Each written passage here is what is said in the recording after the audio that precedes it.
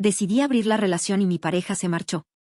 Si te gustan estas historias, suscríbete al canal y deja tu like. Me ayuda un montón. Mi nombre es Helene, y aunque no estoy segura de que este nombre encaje con mi historia, hay algo irónicamente poético en él. Siempre he sido alguien que observa el cielo, que imagina mundos posibles, realidades alternativas donde todo podría ser mejor de lo que es. Sin embargo, en mi intento por alcanzar ese ideal, destruí el único mundo real que poseía. Hoy me encuentro en un punto en el que el aire se siente diferente, más denso, como si cada cosa a mi alrededor ya no me perteneciera. A veces me miro en el espejo y no reconozco a la persona que veo, no porque haya cambiado físicamente, sino porque lo que soy por dentro ha mutado de una forma tan brutal que los recuerdos de quien fui ya no me parecen fiables. Conocí a Samuel cuando aún no sabía lo que era amar de verdad. Tenía muchas ideas, conceptos prestados del cine, de novelas, de charlas con amigas e incluso de canciones que me hacían llorar por historias ajenas. Pero amar de verdad, eso lo aprendí con él. Y duele admitirlo, porque con ese mismo amor que aprendí, también aprendí a herir. Samuel fue un regalo que no supe valorar. Era de esas personas que llegan con una calma que asusta, con una estabilidad emocional que abruma cuando uno ha vivido en caos constante. Al principio no supe cómo manejar tanta tranquilidad, esa manera de amar sin condiciones, sin ruido, sin escándalo. Me hizo sentir segura, me construyó un hogar emocional con ladrillos de paciencia, confianza y ternura. Pero incapaz de valorar lo extraordinario en lo sencillo, empecé a buscar tormentas donde no había nubes. No fue de un día para otro. Nada de esto lo es. Uno no destruye su vida en un instante, lo hace en pequeños pasos, casi imperceptibles, disfrazados de decisiones lógicas, deseos de experimentar, de buscar más de lo que según una versión distorsionada de la libertad crees que mereces. Y ese fue mi pecado, querer más. Más emociones, más intensidad, más vida. Como si la vida que él me ofrecía no fuera suficiente, como si el amor tranquilo no fuera digno de celebración. Yo era la que decía que nunca tendría una relación larga, que la monogamia era una jaula, que las personas no podían vivir felices con una sola alma a su lado. Cuando conocí a Samuel, todo eso cambió. Pero con el tiempo, esa antigua versión de mí comenzó a asomarse nuevamente. No porque Samuel dejara de hacerme feliz, sino porque me dejé contaminar por la idea de que la felicidad debía tener vértigo. A veces pienso que la estabilidad es como el agua tibia, tan cómoda que no sabes en qué momento empieza a volverse estancada. Con Samuel, todo era frío, pero con una armonía que al principio me resultaba casi sospechosa, como si estuviera esperando que algo malo sucediera simplemente porque no estaba acostumbrada a estar bien. Nos conocimos en la universidad, en un momento en el que yo ya había dejado de creer en los romances duraderos, y él parecía no necesitar muchas palabras para convencerme de lo contrario. No fue un amor que estalló de inmediato, sino uno que se construyó desde la constancia y la repetición, cafés compartidos entre clases, trabajos en grupo que terminaban en charlas personales. Los mensajes de buenos días que al principio me sorprendían y luego empecé a esperar con una sonrisa que no mostraba. La verdad es que me enamoré de su forma de estar, de la manera en que su presencia no exigía, no empujaba, no demandaba más de lo que yo podía ofrecer. Me enamoré sin miedo porque nunca sentí que lo mío tuviera que defenderse. Sin embargo, con los años, esa misma estabilidad se convirtió en un espejo que empecé a evitar. Una vez que terminamos la universidad, nos mudamos juntos casi sin darnos cuenta. Fue una transición lógica, sin crisis ni dramatismos, como todo en nosotros. Compartimos el alquiler, compramos muebles de segunda mano que pintamos juntos y decoramos el apartamento con más cariño que estilo. La vida a su lado era simple, organizada, predecible. Él salía temprano a trabajar, yo trabajaba desde casa. Cuando las noches llegaban, hablábamos de nuestros días, veíamos una serie y nos dormíamos abrazados. La gente nos veía como una pareja modelo, y quizás lo éramos. Nunca peleábamos por tonterías, no había gritos ni celos, apenas desacuerdos que resolvíamos en voz baja y con largas pausas. Pero dentro de mí algo comenzó a moverse, como una inquietud que no encontraba palabras. No era insatisfacción, al menos no en el sentido clásico, tampoco infidelidad emocional. Era más como una sed de algo que no sabía nombrar. Quizás era mi forma de huir de la rutina, de querer sacudir una estructura que me parecía demasiado rígida, aunque no tuviera grietas visibles. Comencé a cuestionarme si la plenitud debía sentirse así, tan silenciosa, tan carente de vértigo.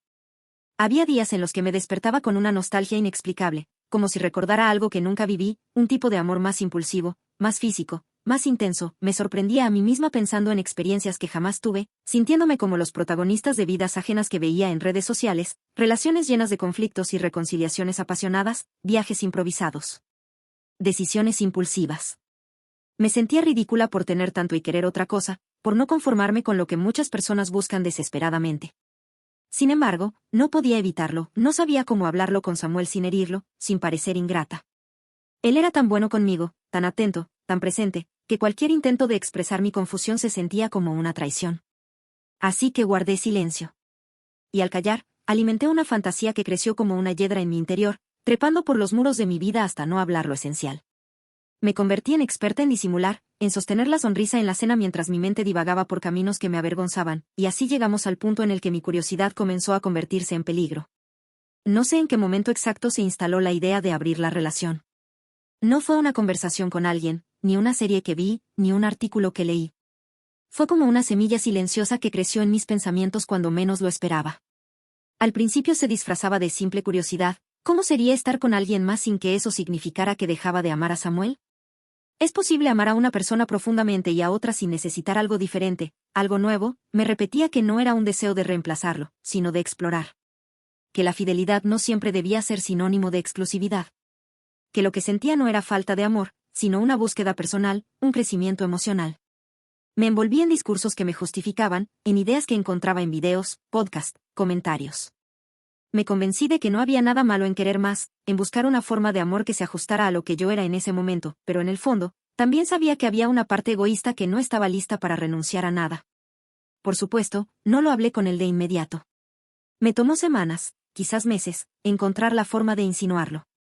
Pero fue una broma en medio de una conversación ligera, luego una reflexión al pasar, más tarde un comentario disfrazado de teoría. Samuel me escuchaba, asentía a veces, otras sonreía sin decir nada, como si pensara que era solo una fase. Pero yo no hablaba en broma, cada vez que lo decía, lo hacía con más convicción, con más urgencia. Y cuando al fin me animé a plantearlo en serio, lo hice creyendo que podía convencerlo, que su amor por mí sería más fuerte que su incomodidad. Le dije que no significaba que no lo amaba, que no quería dejarlo, que necesitaba una nueva experiencia. Una expansión. Le prometí que él seguiría siendo el centro de mi vida, que lo nuestro no se vería afectado. Usé todas las palabras que me parecieron correctas, todas las teorías modernas sobre relaciones abiertas, todo el lenguaje neutral que camuflaba mi deseo de algo distinto. Él me miró durante un largo rato, no dijo nada de inmediato, se quedó quieto, tan quieto que me dio miedo. Me dijo que lo pensaría, que necesitaba tiempo. Y yo, en mi necesidad, interpreté su silencio como una puerta entreabierta. Me aferré a la posibilidad, ignorando la herida que se estaba abriendo en sus ojos. Durante los días siguientes, intenté seguir como si nada. Pero sabía que algo se había quebrado. Ya no me abrazaba por la espalda mientras cocinaba, ya no buscaba mi mano mientras caminábamos, ya no me pedía que me acercara más cuando veíamos películas. Fingía que todo estaba bien, que era solo una fase, una conversación incómoda que podríamos procesar juntos. Incluso empecé a enviar artículos, podcast, experiencias de otras parejas que habían logrado abrir su relación sin perder el vínculo. Pero él ya no los leía, me decía que estaba cansado, que tenía trabajo, que no quería hablar del tema. Yo insistía con la torpeza de quien quiere forzar una puerta que no quiere abrirse, convencida de que él lo entendería si tan solo me escuchaba con atención. Pero lo que no quería entender era que él ya había escuchado, solo que su respuesta era el silencio. Me costó mucho aceptar que su amor no era menos válido por no querer compartirlo. Que él también tenía derecho a decir que no, que su forma de cuidarse no pasaba por complacerme, sino por sostener sus propios límites. Pero en lugar de detenerme ahí, seguía empujando, convencida de que todo podía resolverse hablando, que el amor todo lo podía, que si nos habíamos prometido estar juntos, este era solo otro obstáculo más. No supe ver que el obstáculo no era externo. Era yo. Un domingo por la mañana, el olor del café no me reconfortó como siempre. Samuel no estaba en la cocina, tampoco en el sofá, ni en la ducha. Caminé hasta la habitación y lo encontré guardando su ropa. No de forma apresurada ni caótica, sino metódica, como quien ya tomó una decisión hace tiempo y solo está ejecutando los pasos necesarios. Me quedé en la puerta, inmóvil, como una estatua de sal. Sabía lo que significaba, pero mentalmente aún me negaba a aceptarlo. Quise hablar, decirle que no tenía sentido lo que hacía, que no había hecho nada malo, que solo estaba planteando una conversación adulta. Pero él me interrumpió antes de que siquiera abriera la boca. Me dijo que me quería, que eso no había cambiado, pero que no podía quedarse en una relación donde ya no se sentía seguro, donde la persona que amaba buscaba una forma de amor que no incluía exclusividad, que no incluía solo dos. Dijo que no me juzgaba, que entendía que cada persona tiene sus procesos, sus búsquedas, sus preguntas.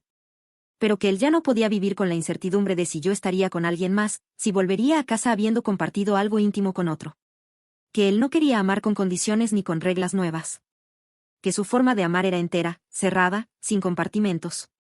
Y que aunque me amaba, no iba a quedarse en un lugar donde sentía que lo estaban convenciendo de traicionarse a sí mismo. No supliqué. Solo habló con una serenidad que me desarmó por completo. Yo sí lloré. Lloré mientras él seguía doblando camisas, mientras guardaba su cepillo de dientes en una bolsa de tela, mientras sacaba de la repisa el libro que le regalé en nuestro primer aniversario. Le pedí que no se fuera, que podríamos hablarlo mejor, que nada estaba decidido aún. Le dije que no había hecho nada, que no había besado a nadie, que todo seguía intacto. Y él me respondió que, aunque nada físico hubiera pasado, el lazo ya no era el mismo. Que a veces, las heridas que más duelen no son las de los actos, sino las de las intenciones. Y que él no podía vivir esperando el día en que yo volviera a proponerle lo mismo, con un nombre nuevo o con una excusa mejor armada. Me abrazó. Fue un abrazo largo, cálido, lleno de una tristeza que olía a despedida. Me besó la frente como quien agradece y se despide a la vez. Me dijo que no me deseaba mal, que esperaba que encontrara las respuestas que estaba buscando y que ojalá algún día pudiera mirar atrás y no doliera. Luego tomó su maleta, caminó hasta la puerta y se fue. Yo me quedé en medio de la sala, descalza, con el café ya frío, mirando la manija de la puerta que no se movió más. Y entendí que había logrado lo que tanto deseaba, abrir la relación. Pero lo que se abrió no fue la puerta a nuevas experiencias, sino un abismo en el que aún sigo cayendo. Las primeras noches sin él fueron extrañas, pero no dolorosas. No de inmediato. El vacío tenía una textura distinta, una calma envenenada, como si mi cuerpo todavía no se hubiera enterado de que él se había ido. Seguía cocinando de más, seguía dejando espacio en el perchero, seguía abriendo un poco la ventana del cuarto porque a él le gustaba que entrara aire frío. No lloré el primer día ni el segundo.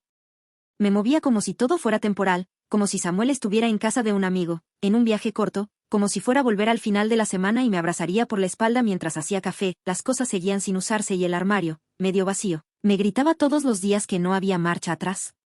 El silencio fue lo que primero me quebró. No el silencio de la casa, sino el suyo. No escribió. No llamó. No preguntó si había comido o si estaba durmiendo bien, como solía hacer incluso en nuestros peores días.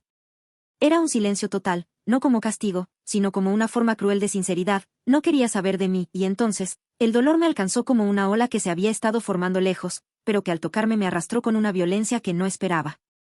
Comencé a llorar en las horas más absurdas. Lloraba en la ducha, mientras me enjabonaba los tobillos. Lloraba doblando ropa. Lloraba mientras me cepillaba los dientes. Había días en los que todo me parecía una pesadilla larga y sin cortes, y otros en los que intentaba justificar lo que hice, aferrándome a la idea de que solo fui honesta, que solo expresé lo que sentía, que no lo engañé, que no lo traicioné. Pero incluso dentro de esa narrativa, sabía que lo perdí por haber deseado más. Por haber querido algo diferente. Por haberle hecho sentir que no era suficiente. No me costó reconocer mi culpa, pero sí me costó soltar la soberbia. Esta parte de mí que aún murmuraba que él había sido demasiado drástico, que pudo haberlo hablado, que me abandonó sin intentar reconstruir nada. Me aferraba a esa idea en mis momentos más bajos, como si pudiera usarla de escudo contra el remordimiento, como si culparlo pudiera aliviar mi propia vergüenza. Pero la verdad siempre regresaba en las madrugadas, cuando despertaba y giraba hacia su lado de la cama y solo encontraba la sábana fría. Entonces recordaba su voz serena, su decisión firme, su mirada rota. Recordaba cómo no intentó convencerme de nada, no gritó, no negoció. Simplemente se fue. Y su partida, por silenciosa que fuera, fue más estruendosa que cualquier portazo. No tuve valor de contarle a nadie la verdadera razón de su ausencia. A mis amigas les dije que habíamos terminado porque las cosas ya no funcionaban. A mi hermana le dije que necesitábamos espacio. A mi madre le mentí diciendo que era mutuo. Nadie supo que fui yo quien encendió la mecha. Nadie supo que el incendio comenzó con mis palabras. Me daba vergüenza admitirlo, y no por moralidad, sino por el tipo de arrepentimiento que pesa más, el de haber perdido algo precioso por un deseo que no supe medir. Me encontraba preguntándome una y otra vez si realmente necesitaba lo que pedí, si de verdad quería explorar o si solo estaba huyendo de mí misma. Me respondía con evasivas, con argumentos reciclados, pero por dentro ya sabía que no. Que lo que quería era que él me eligiera incluso en mis dudas, que me dijera que todo estaría bien, que lo intentaríamos juntos. Pero él no era ese tipo de hombre. Él no jugaba a medias tintas. Él no se quedaba donde no se sentía amado completamente. Durante semanas escribí mensajes que nunca envié. Lo hacía por la noche, en ese momento donde el insomnio se convierte en confesionario. A veces eran largos y desesperados, llenos de súplicas, otras veces, cortos, como un perdón desnudo, crudo, sin adornos. También ensayaba llamadas. Me ponía el celular en la oreja con el contacto abierto, mi dedo temblando sobre el icono verde. Pero nunca presionaba. No sabía si lo hacía por amor o por miedo, por culpa o por soledad. Tenía miedo de que no respondiera, pero más miedo tenía de que si lo hiciera y me escuchara con esa voz apagada que usó el último día, esa voz de quien ya decidió seguir adelante. Cada rincón de la casa tenía su fantasma. El baño, donde me decía que me veía linda incluso despeinada. El sofá, donde nos quedábamos dormidos abrazados viendo películas que ni nos interesaban. La cocina, donde me cantaba bajito mientras cocinábamos. No podía huir de esos recuerdos porque los había tejido yo misma, día tras día, con los hilos invisibles de la convivencia. Me rodeaban, me apretaban el pecho, me recordaban que no lo había perdido por una catástrofe, sino por una decisión que tomé pensando que podía tenerlo todo, y no me interesaba ya abrir nada. No quería conocer a nadie más. No quería flirtear ni explorar, ni averiguar qué otras versiones de mí existían allá afuera. Todo eso me parecía ahora hueco, lejano, como un idioma que ya no comprendía. Solo quería volver al momento justo antes de abrir la boca aquella noche, borrar la conversación, quedarme callada, abrazarlo más fuerte, cocinar su plato favorito, mirarlo con la misma devoción de cuando lo conocí. Pero no se puede deshacer lo dicho. Y lo que yo dije no solo fue escuchado. Fue entendido. Y tuvo consecuencias. Él no volvió. No buscó saber de mí. No dejó una puerta abierta. Y eso, aunque me destrozaba, también hablaba bien de él. De su amor propio. De su firmeza. De su dignidad. No sé cuánto me amó, pero sé que se amó lo suficiente como para no quedarse donde no se sentía suficiente. Y yo, que quise negociar el amor, terminé quedándome sola, con todas las preguntas sin responder, con todos los escenarios alternativos pudriéndose en mi cabeza. Nunca volví a escribirle, y no porque no lo extrañara, sino porque entendí que una disculpa, por más sincera que sea, no tiene el poder de restaurar lo que ya no está. Y que no basta con arrepentirse. A veces el daño no es reversible, a veces la libertad que pedimos viene con el precio de quedarnos solas. Ojalá algún día me perdone por completo, y esperaré ese día, hasta el momento en que ya no esté en este mundo.